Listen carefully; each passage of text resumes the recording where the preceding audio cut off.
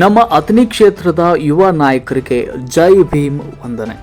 ಅಥಣಿ ತಾಲೂಕಿನಲ್ಲಿ ಮಹಾಪುರುಷರು ಬಂದು ಹೋದಂಥ ಇಂತಹ ಒಂದು ಪುಣ್ಯಕ್ಷೇತ್ರದಲ್ಲಿ ಅವರು ಹೇಳಿಕೊಟ್ಟಂಥ ದಾರಿಯಲ್ಲಿ ಸಮಾಜದ ಯುವ ಮುಖಂಡರುಗಳಾದ ಗೌತಮ್, ಮಂಜು, ನಿಶಾಂತ್, ಸುಕುಮಾರ್, ವಿನಾಯಕ್, ಆಕಾಶ್, ಮೋಹನ್, ಸದಾಶಿವ, ರಾಹುಲ್, ಅಭಿಷೇಕ್, ವಿಷ್ಣು, ಸಿದ್ದು ಇವರ ಒಂದು ಹೋರಾಟದ ಬದುಕನ್ನು ಒಂದು ಸಾರಿ ನೋಡ್ಕೊಂಡು ಬರೋಣ ಬನ್ನಿ.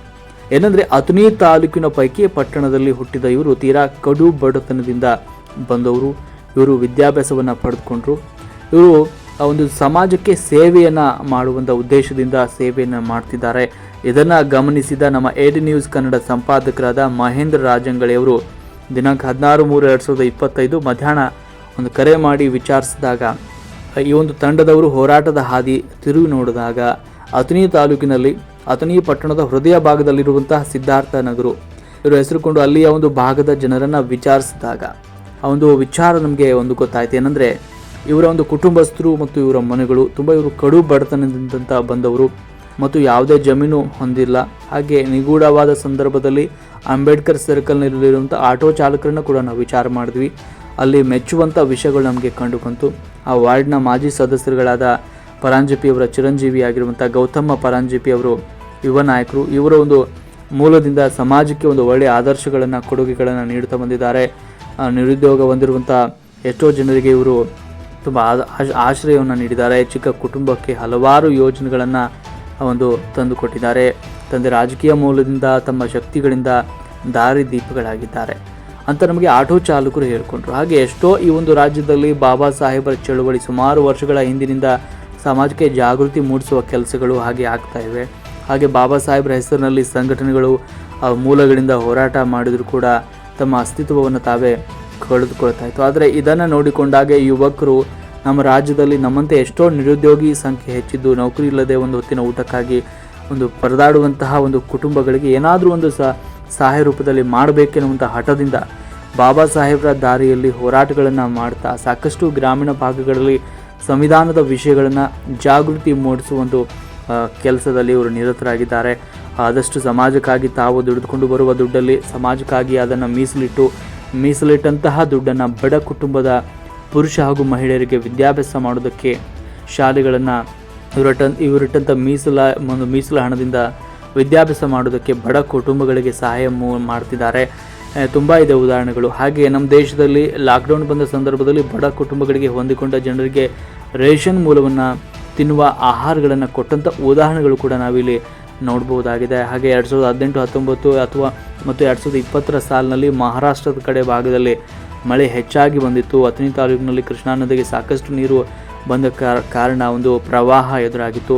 ಗ್ರಾಮೀಣದ ಎಷ್ಟೋ ಗ್ರಾಮಗಳು ನೀರಿನಲ್ಲಿ ಮುಳುಗಿ ಹೋಗಿದ್ವು. ಆ ಕುಟುಂಬಗಳಿಗೆ ಒಂದು ಬೆನ್ನೆಲುಬಾಗಿ ನಿಂತ್ಕೊಂಡು ಅವರಿಗೆ ಒಂದು ಧೈರ್ಯವನ್ನು ತುಂಬುವ ಕೆಲಸವನ್ನು ಇವರು ಮಾಡಿದ್ದಾರೆ. ಗಾಬರಿ ಆಗಬೇಡಿ, ಬೀದಿ ಆಟ ಬಲ್ಲೋರು ಯಾರು, ನಾವು ನಿಮ್ಮ ಸೇವಕರಾಗಿರ್ತೇವೆ. ಎಷ್ಟೋ ಕುಟುಂಬಗಳಿಗೆ ಒಂದು ಹಚ್ಚಿಕೊಳ್ಳೋದಕ್ಕೆ ಬೆಡ್ಶೀಟ್ ಹಾಗೆ ಆಹಾರಗಳನ್ನು ಯಾವುದೇ ಜಾತಿ ಭೇದ ಭಾವಗಳನ್ನು ನೋಡದೆ ಸಹಾಯ ಮಾಡಿ ದಾರಿದೀಪವಾಗಿದ್ದಾರೆ. ಮಹಾಪುರುಷ ಡಾಕ್ಟರ್ BR ಅಂಬೇಡ್ಕರ್ ಅವರು, ಮಹಾಶಿಲ್ಪಿಯಾದ ಭೀಮ್ರಾವ್ ಬಾಬಾ ಸಾಹೇಬ್ ಅಂಬೇಡ್ಕರ್ ಅವರು ಜಯಂತಿ ಮೂಲಕ ಹಿರಿಯ ನಾಗರಿಕರನ್ನ, ಯುವಕರನ್ನ, ಸಮಾಜದ ಮುಖಂಡರನ್ನ ಕರೆದುಕೊಂಡು ಯಾವುದೇ ರೀತಿ ಜಾತಿ ಭೇದ ಭಾವವಿಲ್ಲದೆ ಎಲ್ಲ ಒಂದು ಮುಖಂಡರ ಒಂದು ರಾಜಕೀಯ ಇಲ್ಲದೆ ಕೆಲವು ಮನಸ್ತಾಪಗಳನ್ನು, ಗೊಂದಲಗಳನ್ನು ಬದಿಗೊತ್ತಿ ಒಂದು ಹಠ, ಛಲ, ಮನವರಿಕೆ ನೀಡಿ ನಾವೆಲ್ಲರೂ ಕೂಡ ಒಂದೇ ಸಹೋದರಂತೆ ಇರೋಣ ಅನ್ನುವಂಥ ಜಾಗೃತಿಯನ್ನು ಮೂಡಿಸಿದ್ರು. ಅತಿ ಅದ್ಧೂರಿಯಾಗಿ ಅದನ್ನು ಆಚರಣೆ ಕೂಡ ಮಾಡಿದ್ರು.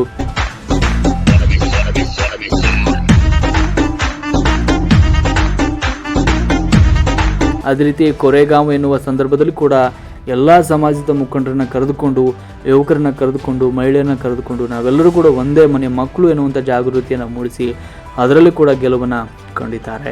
ಈ ಸಂಪೂರ್ಣ ವಿಷಯವನ್ನು ಕೇಳಿಕೊಂಡಾಗ ಅವರನ್ನು ನೋಡಲೇಬೇಕೆನ್ನುವಂಥ ಹುಮ್ಮಸ್ಸಿನಿಂದ ಅವರಿರುವ ಸ್ಥಳಕ್ಕೆ ಭೇಟಿ ನೀಡಿ ಖುದ್ದಾಗಿ ಅವರನ್ನು ವಿಚಾರಿಸಿದಾಗ ಯುವಕರು ಮತ್ತು ಸಮಾಜದ ಮುಖಂಡರಾದ ಗೌತಮ್, ಮಂಜು ಅವರ ಒಂದು ಯುವಕರ ತಂಡ ಅವರ ಹೋರಾಟದ ಬದುಕನ್ನು ನೋಡಿಕೊಂಡಾಗ ತುಂಬ ಆಕರ್ಷಣೀಯತೆ, ಒಂದು ಆಕರ್ಣನಂತೆ ನೀದಾನಿಯಾದೆ ಸಾಂಗ್ ನೆನಪಿಗೆ ಬರುವಂತೆ ಮಾಡಿದಾಗ ಆಕರ್ಣನಂತೆ ನೀದಾನಿಯಾದೆ ಇನ್ನೊಂದು ಜೀವಕ್ಕೆ ಆಧಾರವಾದೆ ಕರ್ಣನಂತೆ ನೀದಾನಿಯಾದೆ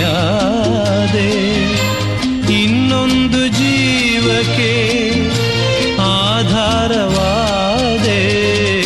ಇದೆಲ್ಲ ಹೇಗೆ ಸಾಧ್ಯ ಅಂತ ನಾವು ಅವರನ್ನು ಕೇಳಿದ್ವಿ. ಅವ್ರು ಹೇಳಿದರು, ಸಂಪೂರ್ಣ ಯುವಕರು ಮತ್ತು ಮುಖಂಡರು ಏನು ಹೇಳಿದ್ರು ಅಂದರೆ, ಸರ್ ನೌಕರಿಗಳನ್ನ ಹಿಡಿದುಕೊಳ್ಳಲು ರಾಜಕಾರಣಿ ಬೆಂಬಲ ಇರೋದಿಲ್ಲ, ರಾಜಕಾರಣ ಮಾಡಬೇಕಾದ್ರೆ ದುಡ್ಡು ಇರೋದಿಲ್ಲ, ಬಿಸ್ನೆಸ್ ಮಾಡಬೇಕಾದ್ರೆ ನಮ್ಮ ಕುಟುಂಬದ ತಂದೆ ತಾಯಿ ಜಮೀನ್ದಾರ್ ಇರೋದಿಲ್ಲ, ನಾವಿರುವುದು ಸ್ಲಮ್ ಜಾಗದಲ್ಲಿ, ನಮಗೆ ಬಂದ ಕಷ್ಟಗಳು, ನಮಗೆ ಎದುರಿಗೆ ಬಂದ ಸವಾಲುಗಳಿಗೆ ಏನು ಮಾಡಬೇಕೆನ್ನುವ ದಿಕ್ಕು ತೋಚದೆ ಬೇಡ ನಮಗೆ ಬಂದ ಕಷ್ಟಗಳನ್ನು ನಮ್ಮ ಸಮಾಜದ ಯುವಕರಿಗೆ ಬರಬಾರ್ದು ಅನ್ನುವಂಥ ಒಂದು ನಿರ್ಧಾರವನ್ನು ಮಾಡಿಕೊಂಡು ಕೈಯಲ್ಲಾದಂತಹ ಸಮಾಜ ಸೇವೆಯನ್ನು ಮಾಡ್ತಾ ನಾವು ದುಡಿದಂಥ ಹಣದಲ್ಲಿ ಮನೆ ಕಷ್ಟಗಳನ್ನು ನೀಗಿಸಿಕೊಂಡು ಜೊತೆಗೆ ಸಮಾಜದಲ್ಲಿ ಅದರಲ್ಲಿ ಉಳಿಯುವಂಥ ಸ್ವಲ್ಪ ಹಣವನ್ನು ಸಮಾಜದ ಕೆಲಸಕ್ಕೆ ಮೀಸಲಿಡ್ತಿದ್ದೇವೆ. ನಮ್ಮ ಬೆನ್ನಾಗಿ ನಿಂತುಕೊಂಡ ನಮ್ಮ ಯುವ ನಾಯಕರಾದ ಗೌತಮ್ ಪರಾಂಜಿಪಿ ಮತ್ತು ಮಂಜು ನೂಲಿಯವರು, ಹಾಗೆ ಕಾಣದ ಕಣ್ಣುಗಳು, ಅವರು ಕೂಡ ಸ್ವಲ್ಪ ಮಟ್ಟಿಗೆ ಸಹಾಯ ರೂಪದಲ್ಲಿ ಸಮಾಜದ ಕೆಲಸಗಳನ್ನು ಮಾಡ್ತಿದ್ದೇವೆ. ಹಾಗೆ ಮಾಡ್ತಿದ್ದಾಗ ಮತ್ತೊಂದು ನಮಗೆ ನಂಬಿಕೆ ಬಂತು.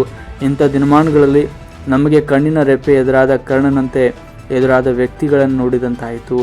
ಕರ್ಣ ತರ್ಪಣವನ್ನ ಮುಗಿಸಿ ನದಿಯ ದಡಕ್ಕೆ ಬರ್ತಿದ್ದ ಹಾಗೆ ಬಡ ಬ್ರಾಹ್ಮಣನೊಬ್ಬ ಕರ್ಣನ ಮುಂದೆ ಬಂದು ನಿಂತ. ಅದು ಕರ್ಣನಿಗೆ ಹೊಸತೇನಲ್ಲ.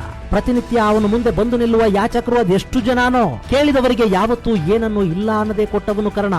ಅಂಥವನ ಮುಂದೆ ಈಗ ಬ್ರಾಹ್ಮಣನೊಬ್ಬ ಬಂದು ನಿಂತಿದ್ದಾನೆ. ಅವನ ಕಣ್ಣುಗಳನ್ನ ನೋಡಿದಾಗಲೇ ಕರ್ಣನಿಗೆ ವಂಚಕತನ ತಿಳಿಬೇಕಿತ್ತು, ಆದ್ರೆ ಹಾಗಾಗಲಿಲ್ಲ.